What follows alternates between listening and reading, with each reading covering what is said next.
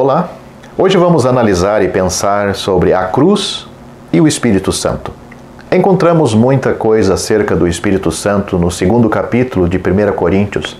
Não me lembro de nenhum outro capítulo no Novo Testamento que tenha tanto para nos dizer acerca dele, exceto Romanos capítulo 8.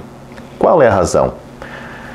Vários males tinham penetrado na igreja em Corinto, e os crentes pareciam que davam pouca importância ao fato. Num caso de imoralidade, estavam inchados. Confira isto em 1 Coríntios capítulo 5, versículo 2. Provavelmente vangloriavam-se da sua tolerância. Talvez a chamassem de caridade, embora não passasse de desleixo pecaminoso. Para corrigir tudo isto, o apóstolo, nos capítulos 1 e 2, muito tem a dizer acerca da cruz e a crucificação. Veja-se, o capítulo 1, versículo 13, versículo 17, o versículo 18 e o versículo 23, e no capítulo 2, versículos 2 e 8. A cruz fecha a porta contra o pecado, a carne e o mundo.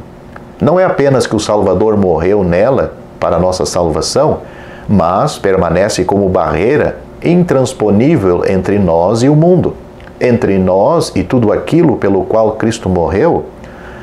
Atrás daquela porta fechada ficam os nossos pecados, o nosso julgamento e o nosso próprio ser malvado. Mas existe uma porta aberta, além da fechada, e em relação a essa porta, o Espírito Santo entra em cena. Ele é quem nos conduz através daquela porta aberta para penetrarmos nas coisas maravilhosas de Deus.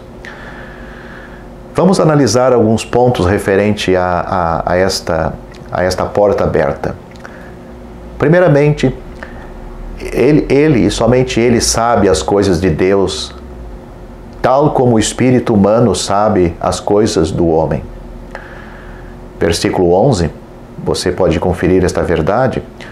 O segundo ponto é: as coisas do Espírito de Deus não podem ser recebidas pelo homem natural. Poderá um gato receber lições de química? Não, seria loucura para o animal toda a aparelhagem científica. Claro que isso não é possível. Mesmo assim, as coisas do Espírito são loucura para o homem natural. Isto está no versículo 14. O terceiro ponto é: o Espírito que nós recebemos não é o Espírito do mundo, mas o Espírito de Deus. Versículo 12. Não podemos, portanto, sentir-nos à vontade no mundo, mas estamos à vontade nas coisas de Deus. O quarto ponto: ele penetra para nosso proveito as coisas profundas de Deus. Esta verdade está no versículo 10. O quinto ponto é: Deus nos revelou pelo seu Espírito as coisas que preparou para os que o amam. Esta verdade está nos versículos 9 e 10. O sexto ponto: o Espírito Santo dá as palavras para a comunicação das coisas de Deus. Versículo 13. E o sétimo e último ponto que consideramos: o Espírito Santo reveste com poder as palavras que ele dá. Versículo 4. De forma que a mensagem é proferida em demonstração de espírito e de poder. Seria bom você, na sua casa, ler esses dois capítulos e conferir essas verdades. Deus nos conceda que aprendamos o segredo da porta fechada e da porta aberta. Que grande diferença foi feita pela vinda ao mundo do Filho de Deus. Que coisas estupendas ele introduziu, e estas coisas tornaram-se características do tempo atual, o dia do Espírito Santo, o dia em que nós temos o privilégio de viver. Pode ser um dia de homens insignificantes, mas é, contudo, um dia de coisas grandiosas. Isto se verifica nos Atos dos Apóstolos, neste livro. O Espírito Santo é a chave para coisas tão maravilhosas. Vamos pensar em 7 grandes coisas feitas por Ele. Primeiramente, nós vemos uma grande luz. Confira isto em Atos capítulo 22, versículo 6. Uma luz brilha para nós, não somente transcendente em resplendor, tudo que jamais brilhou para Israel, mas ultrapassando tudo o que brilhará no futuro. No advento de Cristo, quando vier para estabelecer o seu reino, resplandecerá como o sol. Malaquias capítulo 4, versículo 2.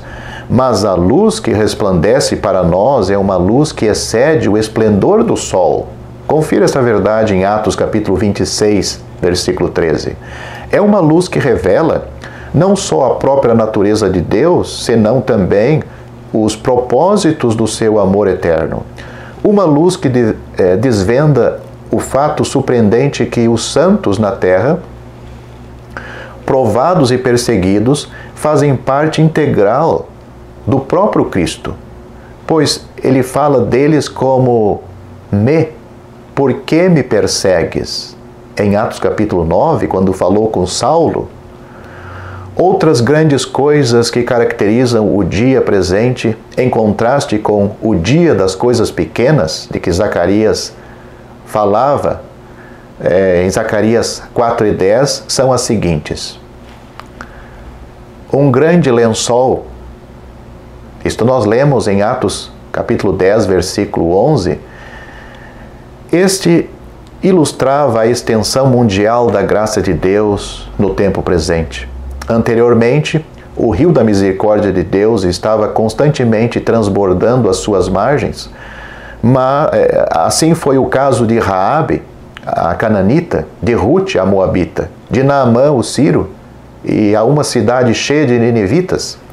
Mas não existem margens para que a graça transborde neste tempo presente.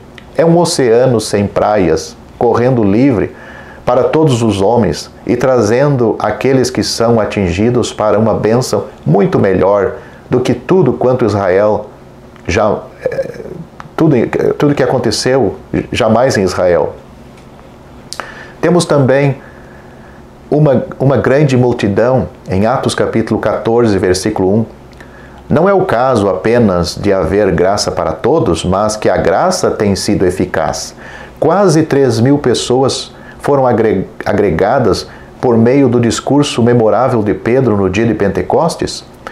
Mas, em quantos dias depois este número foi ultrapassado? Não será provável que no domingo passado, por exemplo, mais de que 3.000 em todo o mundo foram acrescentados ao Senhor? Os crentes, os discípulos de Cristo, se pudessem ser vistos no seu conjunto, todos reunidos, seriam na realidade uma vasta multidão. Temos também grande poder em Atos capítulo 4, versículo 33. Isto é característico o dia do Espírito Santo. Deus não nos deu o espírito de temor, mas de fortaleza. Fala o apóstolo Paulo em 2 Timóteo, capítulo 1, versículo 7. Um carro elétrico numa cidade é impulsionado pelo poder que vem através de fios ou cabos, ou por qualquer outro meio. O poder que impulsiona um automóvel é o poder que põe em movimento todos os carros do mesmo sistema. Assim também, o poder que aciona todo o testemunho de Deus na terra é o poder que domina cada crente individualmente. É o poder do Espírito Santo. Que verdade preciosa, mas nós temos mais ainda. Temos grande graça em Atos capítulo 4, versículo 33. O dia em que vivemos é chamado com razão o dia da graça. A graça é comensurável com o poder. Poder sem graça seria mal aplicado. Os iates, que têm os maiores mastros e levam o maior peso de velas, têm as quilhas mais fundas para evitar que se virem. Quanto mais o poder do Espírito Santo se manifesta em ligação com o nosso testemunho, o nosso andar e o nosso serviço, tanto mais precisaremos de ser guarnecidos com aquela abundante graça dos celeiros inesgotáveis de Deus. É multiforme graça, diz o apóstolo Pedro em 1 Pedro capítulo 4, versículo 10. De muitas facetas e pode ser aplicada numa multidão de formas diferentes. Aquele de quem ela vem é o Deus de toda graça. 1 Pedro capítulo 1, versículo 10. Seguramente, com ele não existe qualquer falta de recursos. Nas bodas de casamento celebrada em Nova York, a filha do milionário recebeu do seu pai como prenda uma chave. Houve certa comoção no meio dos convidados quando o pai entregou a chave à sua filha e exprimiram a sua surpresa por tão estranha prenda, mas a noiva sorriu e tomou posse da chave. Ela bem sabia o que significava. A verdadeira prenda era uma mansão esplêndida, lindamente mobiliada. A chave era a prova que a casa era dela. Era, ao mesmo tempo, o meio pelo qual ela podia entrar na plena posse da dádiva do Pai. Da mesma maneira, o Espírito Santo é a chave para as coisas grandes e profundas de Deus. O fato que Ele habita em nós é a garantia de que tudo é nosso. E Ele mesmo é o poder pelo qual entramos na experiência da posse e gozo da nossa herança. As Escrituras dão testemunho do fato de todas essas bênçãos serem nossas. Pela fé, recebemos o seu testemunho e ficamos assegurados das nossas possessões. Mas não falamos agora de certeza, mas sim de gozar a nossa herança. Tudo isso coloca-nos numa posição definida em relação com o mundo. Já não pertencemos ao mundo e ele não nos vê com bons olhos. O resultado, desde o princípio, tem sido mais uma das grandes coisas que são características do dia presente. 5 delas já foram enumeradas, ainda há mais 2 mencionadas nos Atos dos Apóstolos. Vamos pensar agora na grande perseguição, Atos capítulo 8, versículo 1. Isto não quer dizer que a perseguição não existisse anteriormente. Elias foi perseguido por Jezabel.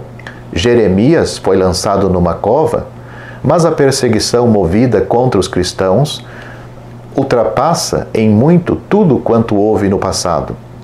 Centenas de milhares foram brutalmente assassinados nos dias da Roma pagã, e milhões de verdadeiros santos têm sido torturados e mortos, sofrido morte violenta e barbaramente, de maneira bárbara, por aqueles que usavam mitra e capucho de frade. Então podemos pensar na China, Madagascar, Armênia e Rússia. Mesmo nos tempos atuais, a perseguição atingiu proporções enormes. Outro grande fato no livro de Atos é grande alegria. Atos capítulo 8, versículo 8 e capítulo 15, versículo 3. Qual é a alegria comparável com a alegria que os crentes têm, mesmo no meio do fogo de perseguição feroz? Não é meramente a alegria de libertação do poder do inimigo, tal como o povo de Israel conheceu na margem oriental do Mar Vermelho, mas a alegria de almas compartilhando o amor de Deus e conhecendo o Cristo ressuscitado como aquele ao qual pertencem. Se você gostou deste vídeo, deixe seu joinha, isso nos ajudará a divulgá-lo. Também não se esqueça de inscrever-se em nosso canal. Ative o sininho das notificações para que você receba os novos vídeos. Deixe seus comentários. Obrigado por assistir este vídeo.